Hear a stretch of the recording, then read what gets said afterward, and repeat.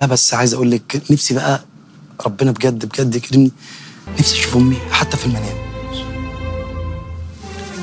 يا رب نفسي اشوفها بس في المنام بس. إيلك يا رب تجيلي، نفسي مره تجيلي بس وحشاني. كون شفتها في المنام بس انت لما بتصحى ما بتفتكر. لا ما بتفتكرش، مش كل الاحلام بنفتكر. نفسي تجيلي بس تحضنها بس بص حتى. في حد بيحبك اكتر منها؟ لا لا امي مش من غيرها ما انا اصلا معيش حد، فاهم؟ لا ليا عم ولا خال ولا حد، هي امي وابويا وكل حاجه.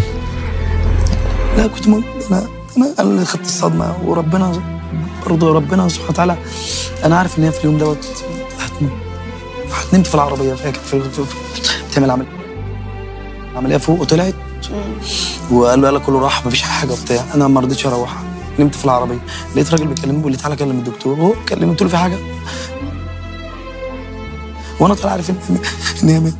الله يرحمها يا رب.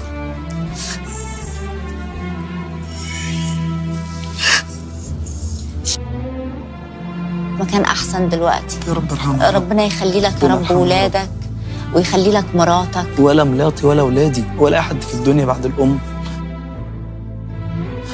ولا اي حد، ولادك برضه ولا سعد ومراتك ولا ربنا اي حد يخليهم فيهم، ولا هم عارفين ولا في اي حته بقولها في التلفزيون اهو، ولا اخويا ولا اخواتي ولا اي حد فيهم يعوضني ضفرها حتى بس. حاسه بيك قوي. الا ديت، عارفه ديت انا ممكن زي بقول كده انت رايح خناقه واخد معاك جيش كتير فماشي،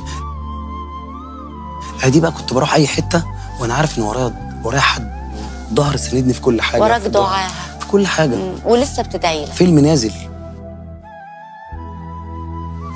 يعني بفضل ربنا. محمد سعد ده راجل ربنا رب يكرمه، راجل نجم ونازلين قدام محمد سعد. قلت لها يا اما هي بتحب محمد سعد، قلت لها ما احنا نازلين قدامه فيلم اسمه شارع الهرم، احنا نكسر الدنيا ومحمد سعد هو ربنا.